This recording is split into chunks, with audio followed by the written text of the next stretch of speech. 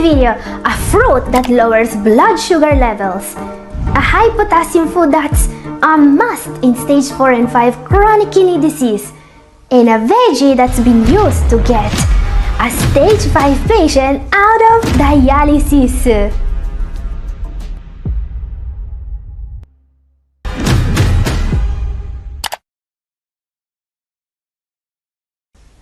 Gathering here, I've been helping kidney disease sufferers to take control of their health for more than a decade now. And there is no doubt about it.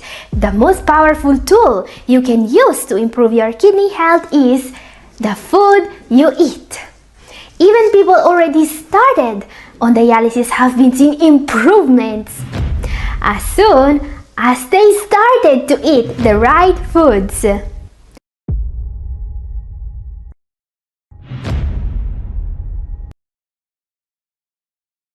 Yes, there is always hope. And this is one of the studies that prove that what I'm saying is true. You see, science tells us that as long as your kidneys can produce a little bit of output, you can still improve. Not just in stage 3 or 4, but even in stage 5. Unfortunately, this is cutting-edge research we're talking about. This study we just saw, in which a patient was able to stop his need for dialysis thanks to a better renal diet, was published just a few months ago. And the diet this patient is following to avoid dialysis contains some unconventional foods that we will see today. But don't be surprised if you don't know about these foods. Probably not even your doctor knows about these kidney-saving foods. Most doctors don't read this kind of research, and they are still telling their patients to avoid some of the healthiest foods out there, and they're basing their advice on old, outdated info. And obviously, the patient is the one that's going to suffer. Time to put an end to that. Today, I want to share with you 5 foods that are banned and forbidden by doctors. But that science tells us are actually safe and healthy for people with CKD. And we will also see what kind of food is the 81-year-old ex-dialysis patient eating to improve. But before that, let's start with a fruit that can literally lower blood sugar levels in those with diabetes. Yes, it's incredible. And this is going to be a shock for some people. This fruit is often considered nature's candy.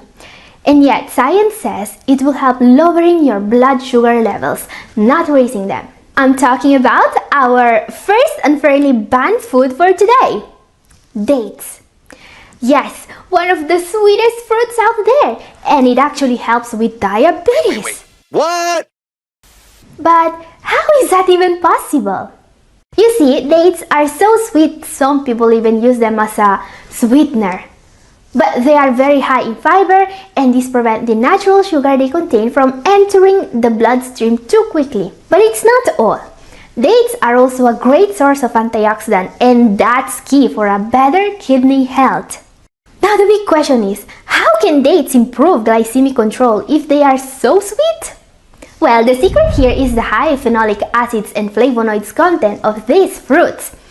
You see, the antioxidant and anti-inflammatory properties these fruits possess have been shown to have significant benefits when it comes to managing blood sugar levels. This effect is so noticeable, even this study calls out doctors and tells them to stop restricting this food for diabetes patients. So yeah, can you imagine that? Scientists are actually publishing studies just to tell doctors to stop forbidding this super healthy fruit. And yet, for most doctors, it will take 20 years to follow this advice.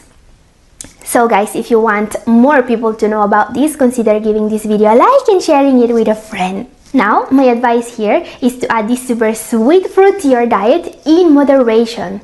Do not eat dates only breakfast, for example. Instead, add 1 or 2 dates after a main meal for a taste of healthy sweetness. And guys, if you want to learn more about what the effect of adding more fruit to a diabetic dietary regimen may be, my video up here is for you. Number 4. Okay, let's talk about one of the most dangerous lies out there. This is a serious problem still today for people with kidney disease. Many healthy superfoods were forbidden for all those years and without any reason. Yes, I'm talking about potassium. Many kidney clinics are still giving out leaflets today, almost in 2024, telling kidney disease patients to avoid a long list of superfoods. And I bet that most of you guys know this list by heart. Potatoes, tomatoes, bananas, avocados, spinach, coconut, and more. And this is a serious problem. We have seen here on the channel time and time again that when you start to eat more of these foods, your kidneys can improve.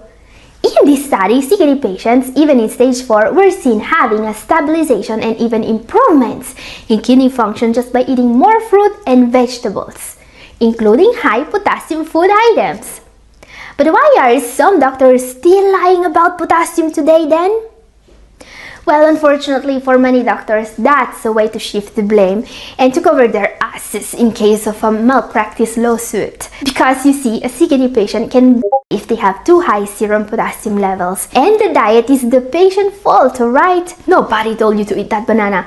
However, today we know that bananas and potatoes do not cause high potassium levels. The cause is entirely your doctor's responsibility. Doctors should double-check all the medications they give their patients, especially blood pressure medications, before reducing potassium intake, says current guideline for CKD.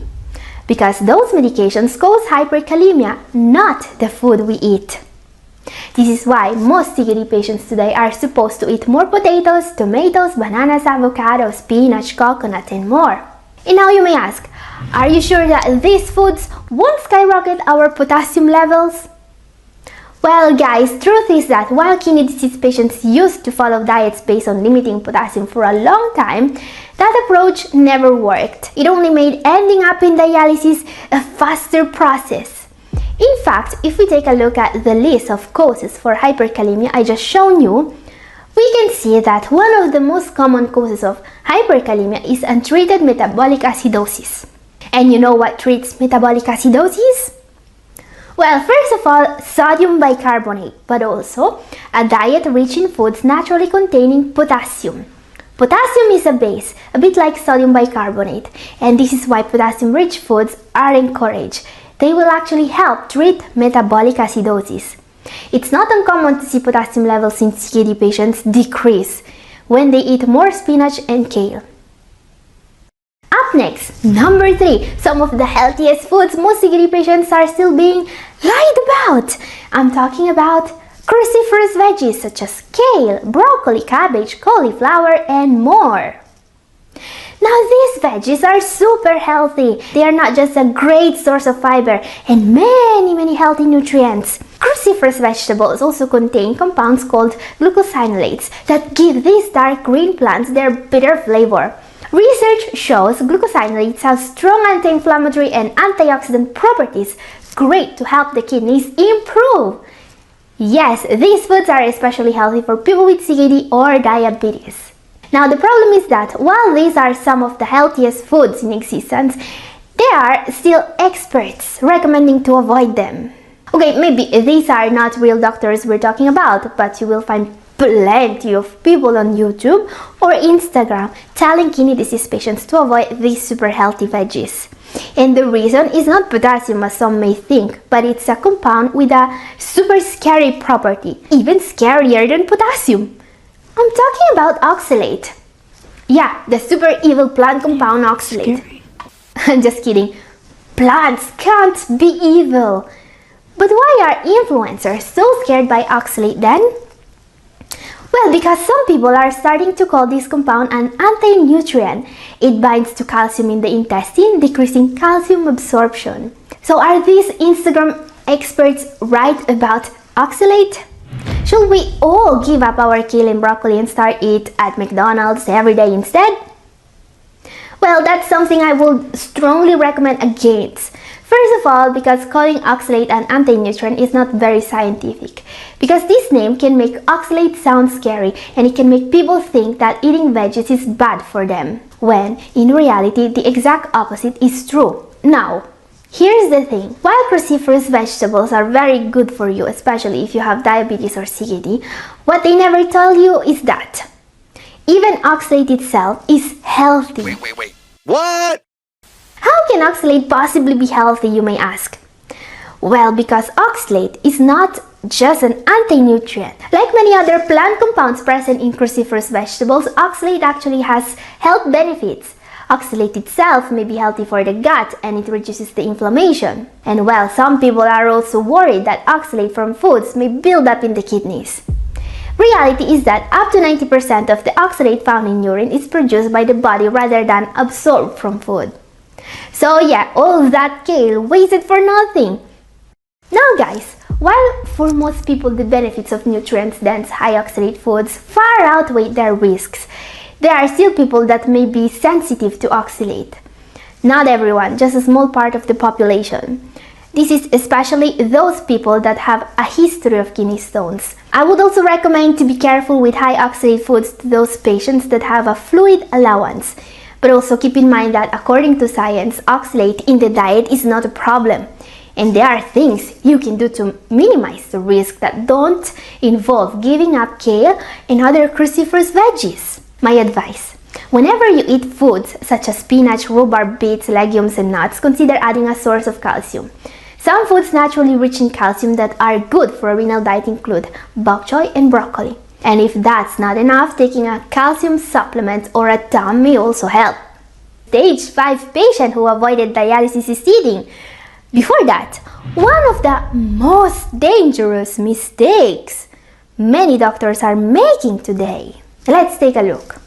Number 2 is banning herbal supplements. Okay, not technically a food, but still very relevant. This is one of the biggest mistakes many doctors still make today. You see, in my recent video, I shared a tea made with astragalus.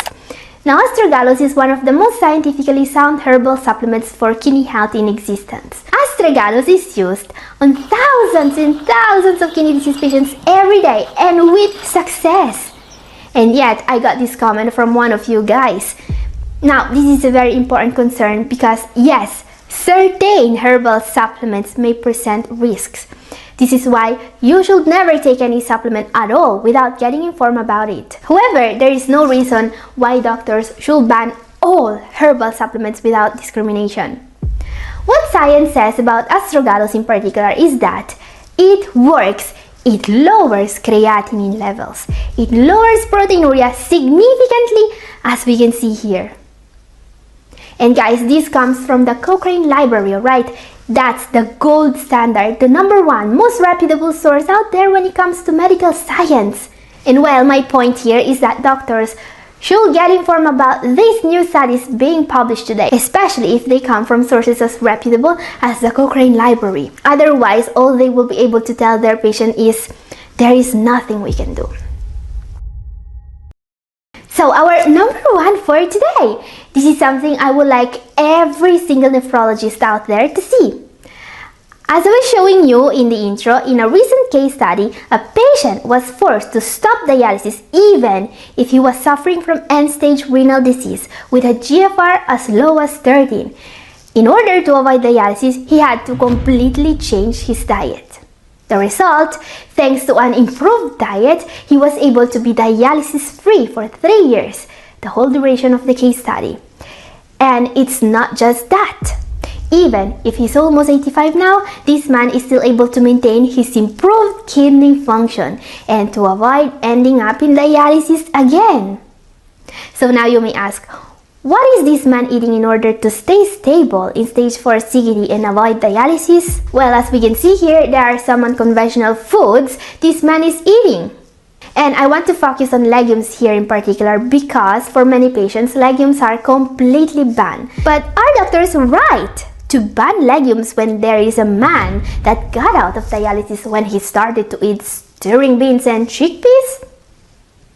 Now guys, legumes are obviously just a part of the diet this man is following.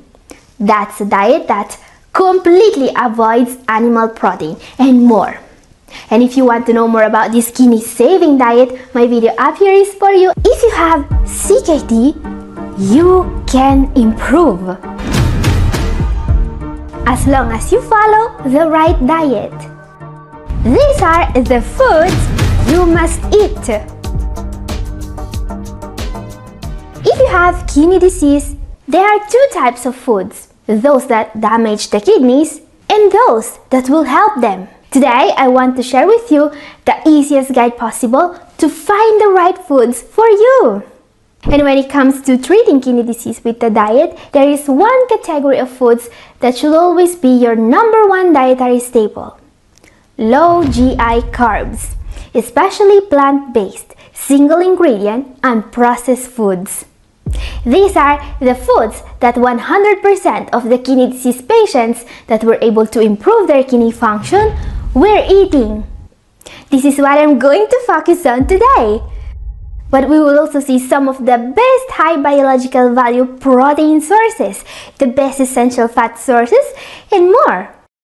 But you see, many kidney disease patients are still confused today about what they should eat. Is potassium good or bad for you now?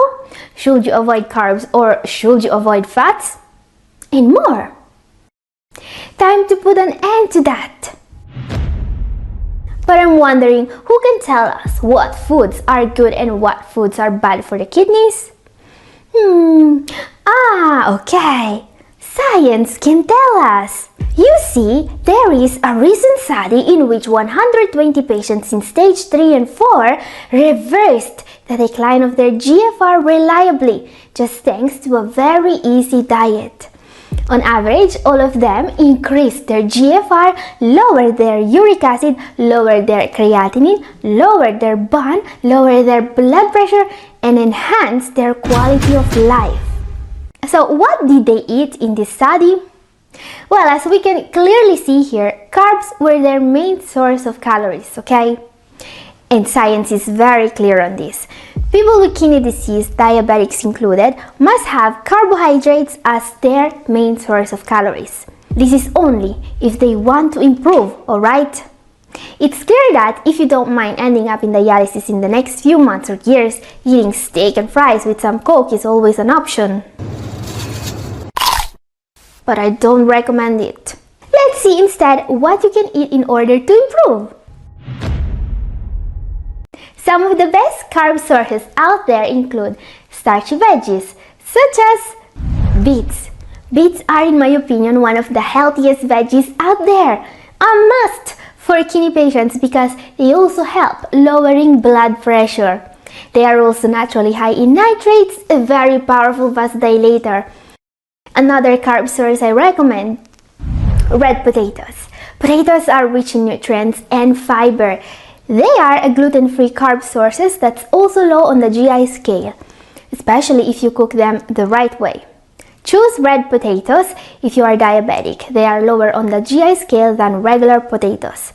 Potatoes are high in potassium, so keep that in mind if your doctor hasn't figured out how to treat this issue yet. And also consider corn. Contrary to popular belief, corn does not cause any unhealthy spike in your blood sugar levels. Corn is rich in fiber, great to help absorbing sugar and carbs more slowly. Turnips are also great for a renal diet. Turnips contain several anti-inflammatory plant compounds associated with disease-fighting properties. These root vegetables are loaded with fiber and vitamin C. They are also a decent source of vitamin B6 and manganese. Carrots are also great because they are full of fiber and they also contain beta-carotene. Beta-carotene, the water-soluble form of vitamin A, helps the kidneys filter toxins out of the blood, and it may even help prevent urinary tract infections, according to studies. And also, winter squash. Another food that was on the forbidden list for too long, but that's actually a good source of fiber and carbs. Because keep in mind that getting carbs from veggies is the best thing you can do to protect your kidneys.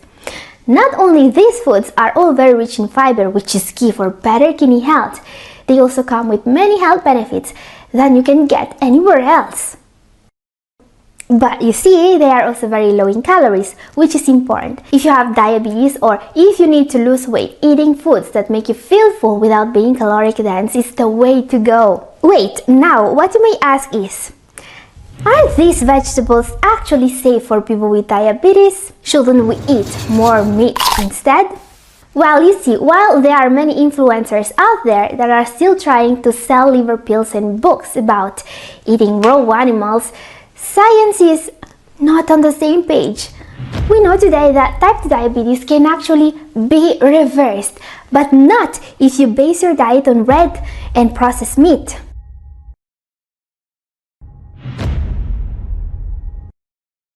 There is only one thing that really matters in order to reverse type 2 diabetes: caloric restriction.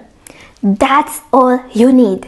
Tons of studies are proving this. Now, these statements you see are coming from an article published on the BMJ, by the way, one of the most important health journals in the world. But why is caloric restriction so important? In medical literature, every single case of diabetic patient reversing the disease was done by losing weight. So you can't reverse diabetes without weight loss. And the only way to reliably achieve weight loss through caloric restriction is eating lots of fruits and veggies, because they will make you feel full, but they are way less caloric dense than basically anything else. So don't trust people telling you to eat meat in order to control your diabetes. That doesn't work. What we know today about diabetes is that in order to reverse it, around 60% of your daily calories must come from carbohydrates. Even more than 60% if you also have kidney disease. Science is extremely clear on that, alright? And while I don't just want to focus on carbs today, it's clear that they are going to be the biggest part of this video, because they should also be the biggest part of your diet. Science is extremely clear on that. Now, we have seen a few veggies that will be perfect for people with kidney disease and or diabetes. Time now to see some high-carb foods that are especially good for CKD patients in the advanced stages. These are going to be more caloric dense than veggies, alright? So if your goal is not to lose weight, focus on whole grains. These are some low GI complex carbs that are exceptionally healthy, such as bulgur. Bulgur is one of the whole grain wheat products that are the lowest in phosphorus, and this is crucial for people with kidney disease. This nutritious grain is a good source of B vitamins, magnesium, iron, and manganese. It's also full of dietary fiber, which is important for the digestive tract. Make it a regular on your table. Another whole grain, low both on the GI scale and in phosphorus, is wild rice. Wild rice is not really rice, it's a whole grain. This means that it has a lower glycemic index and a lot more fiber, nutrients, and vitamins compared to any other type of rice. It's also lower in phosphorus than brown rice, and it comes with many health benefits. Wild rice can contain as much as 30 times the antioxidants as white rice. Now guys, many other options are available when it comes to grains. Many patients also eat pasta and rice and bread as a part of their diet. These foods may be useful to reach your target of calories and carbohydrates every day. Now, especially for people following a very low protein diet, another great addition may be appetite pasta. Appetite pasta is a product especially developed for people with kidney problems. But why do kidney patients need a special type of pasta?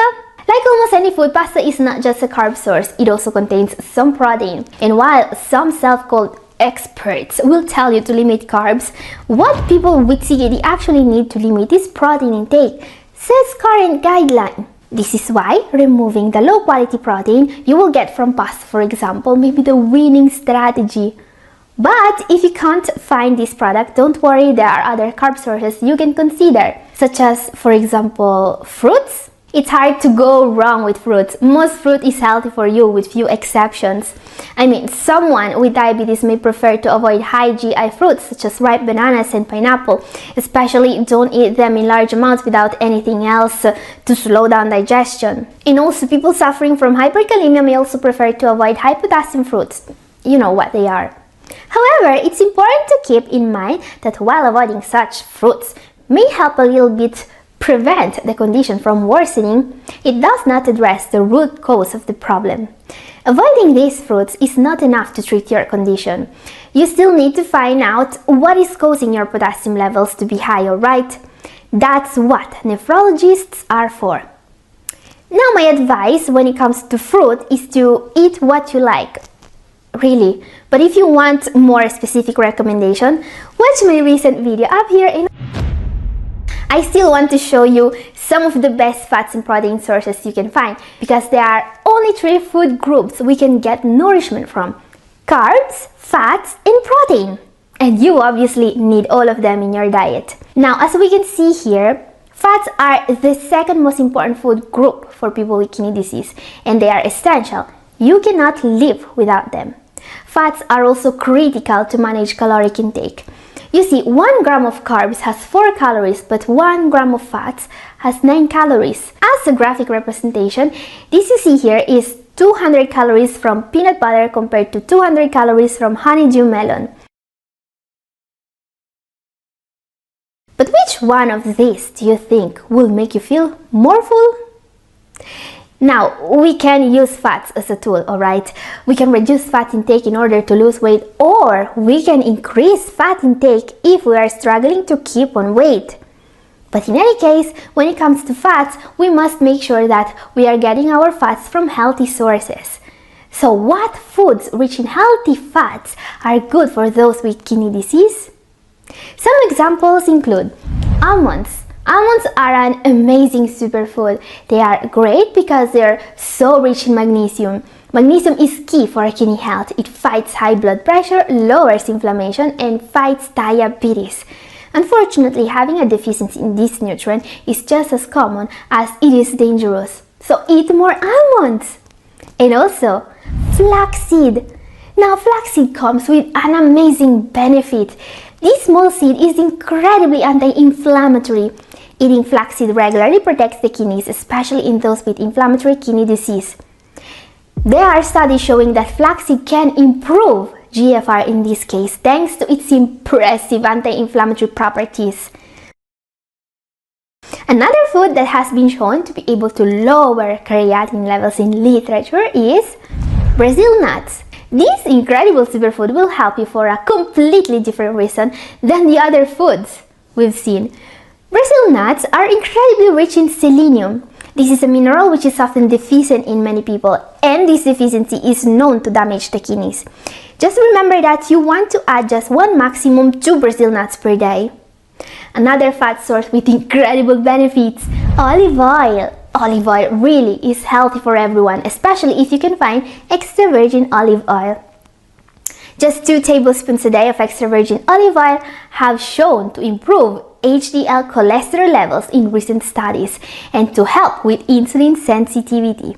This superfood also boasts great anti-inflammatory properties, and we have seen how important it is to have foods with anti-inflammatory properties in the diet. And also consider coconut. This fruit is great, especially for people with diabetes. It doesn't contain as much carbs as it contains fats, so consume it in moderation, and also keep in mind that coconut is rich in potassium. Now, much of the fat in coconut is in the form of medium-chain triglycerides, or MCTs. This is the only form of fat that the body can use as an immediate source of energy, a bit like carbs, but without any insulin spike at all. MCTs are so healthy for the kidneys, especially in case of diabetes, that you can also get them in oil form to supplement your diet. Studies say they may improve insulin resistance and help overweight people lose weight. And you can also use coconut oil for cooking. It's one of the best cooking oils you can find. Now, bonus food, avocado. Avocados are rich in vitamin C, E, K, and B6, as well as riboflavin, niacin, folate, pantothenic acid, and magnesium. They truly are nutrition powerhouses. Avocados are also so rich in antioxidant and anti-inflammatory compounds they can protect from oxidative damage, which is associated with the progression of diseases. Avocados are also very rich in fats, just like coconuts, and in potassium. And just like coconuts, this super healthy fruit was banned for the renal diet for too long. Many patients know today that they can actually eat these two foods without worrying too much. Now, when it comes to fats, it's also clear that there are unhealthy foods we want to avoid. Anything containing trans fats should be banned from your table. So look at the labels of what you are buying and make sure they don't contain any partially hydrogenated oils. That's how they call trans fats on food labels. In the US, the FDA actually banned the use of partially hydrogenated oils as ingredient, but you can still find them if you are from another country. So be particularly careful about this ingredient if you buy foods such as snacks, fried foods, shortenings, and margarines. Okay, just one food group missing now, protein. Now the biggest question is, which foods contain the best protein for kidney health? Now this is still today a conundrum of the renal diet because we know that protein from plant-based foods is accompanied with less phosphorus, which is key to protect the kidneys. But when it comes to kidney health, it's also important to eat as much high biological value protein as possible and as little low biological value protein as possible. High biological value proteins contain all the 10 essential amino acids, which means that the body doesn't create as much waste from eating it. And also that, well, you now have all the amino acids you need to survive. Now the problem. Animal-based protein is high biological value, while plant-based protein is low biological value. How can we solve this? Guys, keep in mind that the solution to this riddle is what made it possible for the 120 CKD stage 3 and 4 patients to start see steady improvements in their GFR numbers. And well, the good news is that I've made a full video about it. It's up here and also down in the description about me dispelling and debunking the worst, most dangerous internet misinformation about kidney health. And what I found out is that the internet can be a very dangerous place if you have kidney disease. Yeah, lately, it almost feels like I've been spending more time dealing with internet gurus than actually talking about science and kidney health here. Because it's of no help that I tell you to avoid protein, for example, when there are 100 experts on the internet that will lie to you and tell you to do a keto. Just because they want to sell you some pills. Is to take at least 10,000 IUs every single day. Yeah. People are actually doing this because, hey, what do they care if you end up on dialysis, right? It's not their health and at least their bank accounts are happy. So, time today to make sure these fake experts are not harming you with their dangerous misinformation. Time to debunk some of the most popular viral videos on YouTube about kidney health. Starting with a video with a very controversial take, to say the least. Let's take a look. In this video, we're going to break down 7 easy methods that you can use to detox and cleanse your kidneys in a natural way. Be sure to stick around until the end to learn about... Okay, let's cut the chase. I watched the whole video so you don't have to. Yeah, it was bad. But let's see what their secret tip to cleanse the kidneys actually is. Let's skip to the end of the video. You may have already adjusted your diet to swap out processed sugar for artificial sweeteners as a way to be healthy and consume fewer calories. This makes sense, right? Consuming less calories should equate to weight loss. Yes, this is actually correct, by the way. I mean, imagine being so bad at your job that even a meme understands dieting better than you. Consuming less calories should equate to weight loss. Unfortunately, studies found that the opposite seems to be true. Okay. So they got the way diets work completely wrong, and they are also fat shaming people now. Not nice. Random YouTube health channel. And yeah, their advice about kidney cleanses is not just disrespectful, it's also incredibly dumb. Even worse than I was expecting. So I didn't make any edit cuts in this last part, alright? Consuming less calories should equate to weight loss. Unfortunately, studies found that the opposite seems to be true. Now guys, let's keep in mind here that if you want to lose weight, you need to be in a caloric deficit. This is how the human body works, and it's not up for debate. That's actually the reason why basically any diet works when it comes to losing weight. Yeah, you could do a diet as bad as paleo and still lose weight. I mean, you could, in theory, even only eat at McDonald's every day and still lose weight as long as you are in a caloric deficit. It's a basic law of thermodynamics. But they are actually telling people that studies found out that consuming less calories doesn't always equate to weight loss, which is completely wrong. So let's see when they are going with this. Avoid artificial sweeteners. Consuming less calories should equate to weight loss. Unfortunately, studies found that the opposite seems to be true. Artificial sweeteners actually negatively affect our taste buds, which stimulates an increased appetite and causes overeating to occur. Okay, so they are already contradicting their own theory. But let's say that I'm someone with diabetes and now I'm worried about what sugar-free mint that I had 1 hour ago. Is that going to make me gain weight? What should I eat instead? Instead, you can opt for natural sweeteners such as honey, maple syrup, and agave nectar.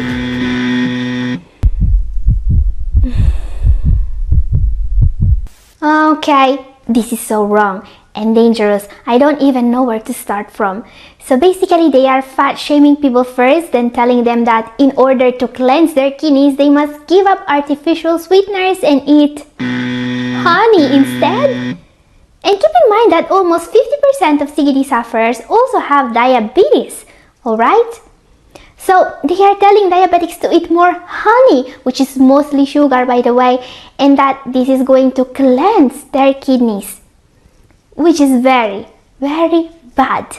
And what these people don't understand is that association is not the same as causation. Yeah, they read in a study that people who drink more zero-calories soda are more at risk for diabetes, and suddenly the artificial sweeteners are the cause for diabetes. No, that's not how it works. So obviously don't replace stevia with maple syrup if you care about your health. I mean, have you ever received worse advice than this? No, seriously, let me know if you have ever received any worse advice than replacing stevia and sucralose with maple syrup. Let me know in comment section. Let's talk about this, and let me know if you want me to debunk other videos like this one. Now this video comes from one of those million health channels that only features some animations and a voiceover. No scientific sources are provided, no references. All you get is the cartoons and a guy with an annoying voice. Guys, these people are making millions of views on YouTube and they are not even confident enough in the advice they are giving to show you their faces. Never trust these voice-over videos if you care about your health. And don't think even for a second that replacing stevia with maple syrup is going to help cleanse your kidneys, especially if you have diabetes. The advice this channel is giving is really dangerous. Up next, what can be even worse? Let's take a look. Foods to avoid or limit if you have bad kidneys. You know that our bodies are like intricate machines. Here we go again, the nasty robot voiceover and the ugly cartoons again. How are these videos getting hundreds of thousands of views? Yeah, that's a huge amount of disinformation and a huge amount of people whose health was probably harmed. Because, well, listen to this. Avocados. Moving on to our second food, it might come as a surprise to many. No, not a surprise at all. This is the millionth video saying this about avocados. They can pose problems for those with kidney concerns. Avocados are high in potassium. When your kidneys aren't functioning fully, they may not be able to remove excess potassium from the blood, which if left unchecked, can cause heart rhythm problems and even cardiac arrest. Okay, so here's their great advice. Avoid avocados if you have kidney concerns. No, they don't specify. If they talk about chronic kidney disease, they don't mention stages. Yeah, this video got all these views by recommending anyone with any kidney concerns to avoid avocados, because avocados cause hyperkalemia, they say, and even cardiac arrest. And this must be true, right? They even have a drawing of someone being defibrillated. Okay guys, you probably already know that avoiding high potassium foods is no more a recommendation for people with chronic kidney disease. It was in the past, but it isn't anymore. But is recommending to avoid avocados actually dangerous? Well, yes, it is. That's why the guideline, the rule book for kidney disease, says that high potassium foods should not be restricted anymore. And there are various reasons why giving outdated advice to people with kidney concerns is bad and dangerous. First of all, because just 1 out of 5 kidney disease patients on average has high potassium levels. Second, because telling everyone to focus on limiting potassium is dangerous for them. Several studies proven that limiting fruit and vegetables intake, yeah, that's where the potassium is going to make your kidney disease progress faster. You should do the opposite actually. You should eat more fruit and veggies. But now you may ask, if there are patients with too high serum potassium levels, aren't they supposed to limit their potassium intake? Well, not really. You see, these patients are going to have a false sense of safety by avoiding high potassium foods. They may think that since they are not eating bananas, their potassium level is going to be alright. Well, that never worked, says modern guideline for kidney disease. The cause of hyperkalemia is not potassium from foods, as we can read here. This is from the rule book for kidney disease, by the way. And there is more. What makes the advice of avoiding high potassium foods really dangerous is the fact that there is a high amount of kidney patients that suffers from low potassium levels, and avoiding avocados can directly damage their kidneys. Because you see, potassium and sodium have two similar but opposite functions in the body. Sodium tells the muscles to contract and potassium tells them to relax. That's how the human body works, and that's also why kidney patients are told to limit sodium. Too much sodium means the walls of the blood vessels are more contracted, but potassium on the other hand tells them to relax, while also helping get rid of excess sodium through the kidneys. Yes, foods with high potassium content like avocados can actually help lowering blood pressure. So don't trust anyone actively telling people to limit high potassium foods with kidney disease. Alright? Up next, have I found an even more dangerous advice than this one? Let's take a look. Okay, listen to this guy now. This is some of the worst misinformation I have ever encountered. Have you heard that high protein diets or even moderate protein diets or low carb diets can hurt your kidney function? It seems to be a common myth that's sort of circulating around the internet and around sort of dietary groups and so forth, that protein and low carb diets can hurt your kidney function. But does the evidence support it? Yeah, he sells keto books for a living, and unfortunately his video is now trending on YouTube and it's received more than 60,000 views. So clearly, he talks about the keto diet and kidney disease. Here's what he says about limiting protein in people with chronic kidney disease. But that raises concerns. Says, well, wait a second, if lowering protein can help kidney function, do we need to watch protein for everybody to protect their kidneys? Yeah, I can answer that. Yes, every single kidney disease patient, including those with diabetes, needs to watch their protein intake very closely if they don't want to end up in dialysis, obviously, says the clinical practice guidelines, the rule book for kidney disease. But I bet he has a different opinion. Kidney function, do we need to watch protein for everybody to protect their kidneys? Now, the overwhelming evidence, though, is no. As we mentioned in the guide, there's plenty of evidence of people eating high protein and moderate protein diets that don't worsen kidney function and actually may improve it. But now we have another study to do that. And okay, this guy is a serious danger for people with kidney disease, because this kind of can literally kill people. I mean, kidney disease sufferers died in the past because they were following a keto diet. So this guy says that there is overwhelming evidence that kidney disease patients can improve by following a high protein and low carb diet. Overwhelming! And I bet that I know what study he is referring to, because there is only one study that linked higher protein intake to a higher kidney function. Let's see if I'm right. And here it is. Guys, you won't believe this, but this is a study that I've already debunked once in one of my previous videos from another keto seller. Because, well, while there are 100 studies linking a low protein diet to a better kidney function, there is only one study linking a higher protein intake to a better kidney function. And every single keto huckster uses that study. So what's the problem with this study?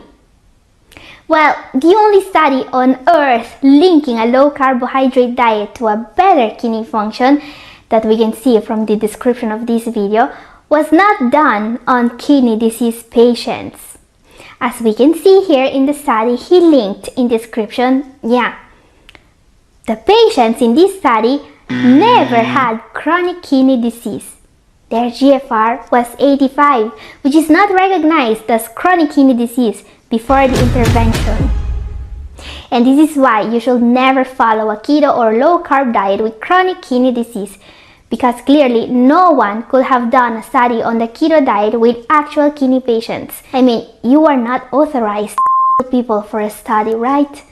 So next time this quack pops up into your feed, feel free to give him a thumb down. Up next, what can be even worse? Let's see. So how much phosphorus should you consume? So kidney disease patients may need to limit the intake to about 800 to 1,000 milligrams per day. Now this one is not about protein, this is about phosphorus. Okay, this one is the number one because it's extremely dangerous advice. You see, this is not coming from a faceless cartoon with zero credibility. This advice comes from an accredited US hospital, as YouTube is eager to tell us. And yet, this is outdated, rather bad advice. Let's see why. All phosphorus is not created equal.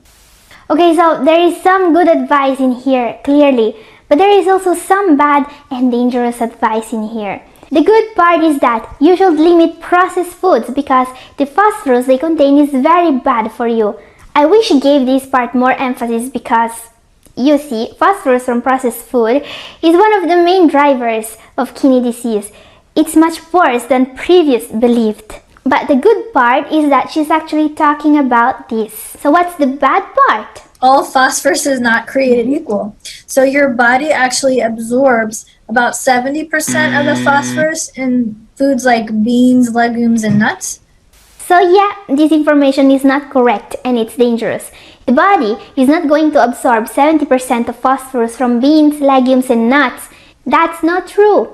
It's a well-established fact that the body can only absorb 30% to 50% of the phosphorus it gets from plant-based foods. And guys, this study I'm showing you is also quoted in the rule book for kidney disease, as we can see here. So yeah, I wish these experts would, just stop recommending people with kidney disease to avoid plant-based foods. That never worked. That never helped anyone. So clearly, even reputable sources are creating misinformation on YouTube. And this is especially bad because it is making people confused about phosphorus. And guys, today controlling phosphorus levels is believed to be one of the key steps to improving kidney function. And this is all for today. Thank you for watching. God bless you all. Bye.